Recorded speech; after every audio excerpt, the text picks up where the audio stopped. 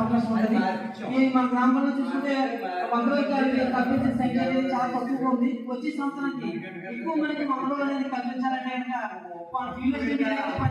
చేయడంతో పాటు మన పొలాల్లో కానీ మన రైతుల పొలాల్లో కూడా ఉన్నటువంటి పనులు అనేది మనం గుర్తించుకుని అవి ఉపాధి పద్ధతుల్లో చేయడానికి అవకాశం ఉందా లేదని మీరు మనం తీసుకొస్తే కనుక వాటిని అవకాశం ఉంటే కనుక మనం తీర్మానం చేసి మీరు తీసుకొచ్చిన పని ద్వారా 10 మందికో 20 మందికో మనం పని కల్పించడానికి అవకాశం ఉంటుంది.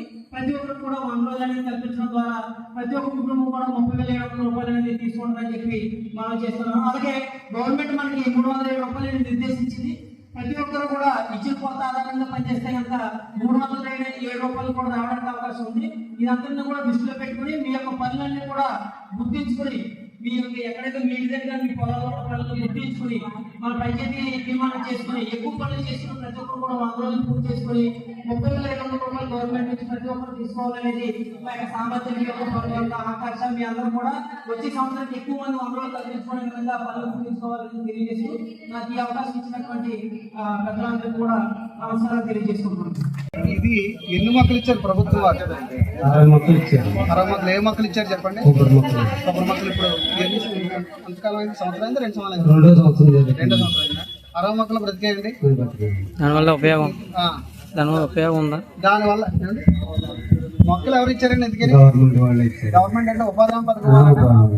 సరే, ఆ 2 ఎకరాల్లో మీరు మొక్కలు వేసారు. ప్రజెంట్ మొక్కలు అన్ని 60 మొక్కలు బ్రతుకున్నాయి. ఓకే, ఈ మొక్కలు పెంచుకోవడం వల్ల మీకు చాలా ఆనందం. ఓకే, నమస్కారం అండి.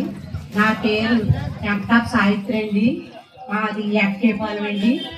మేము ఇల్లు లేక ఇబ్బంది పడ్డామండి, కానీ ఇల్లు కట్టుకున్నామండి. ఇప్పుడు హ్యాపీగా ఉందండి. ఉపాధి హామీ తరఫున 24 ఆర్థిక సహాయం పొందామండి. 24,000 ఆర్థిక సహాయం పొందామండి. అందరికీ ధన్యవాదాలు. చాలా బాగా చెప్పింది. మన గ్రామానికి సంబంధించి ఒకసారి మాట్లాడండి.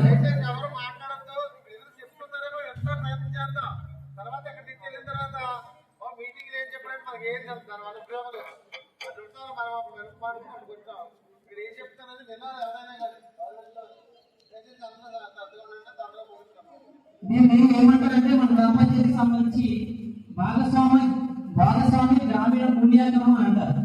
అంటే మీరు పిఆర్ఏ మ్యాప్ అనమాట. మన గ్రామంలో ఉన్నటువంటి రిసోర్సెస్ ఏవైతే ఉన్నాయో వాటన్నిటిని కూడా ఈ మ్యాప్ లో మనం వేయడం జరిగింది. ఉదాహరణకి మన గ్రామ పంచాయతీలో గ్రామ సభలో మీకు చెప్పినట్టుగా మన ఉపాధికి సంబంధించి 96 రకాల పనులు ఉన్నాయి.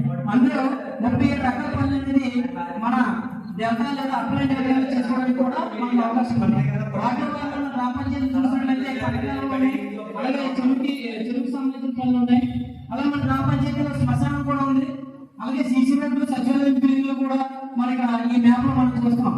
ఈ వేయడానికి ముఖ్య కారణం ఏంటంటే ప్రతి ఒక్కరు కూడా ప్రతి సంవత్సరం మనం కేవలం పానకాల పుణ్యతీటి పనులు లేకపోతే చెరువు పనులు మాత్రమే మనం చేయడం జరుగుతుంది.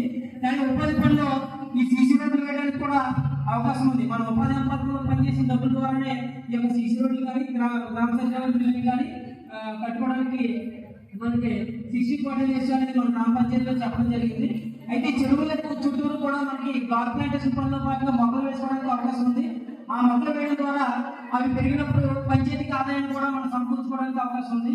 అలాగే శ్మశానాలు ఏవైతే ఉన్నాయో వాటిని ల్యాండ్ లెవెలింగ్ పనుల భాగంగా అభివృద్ధి చేసుకోవడానికి కూడా మనకు అవకాశం ఉంది.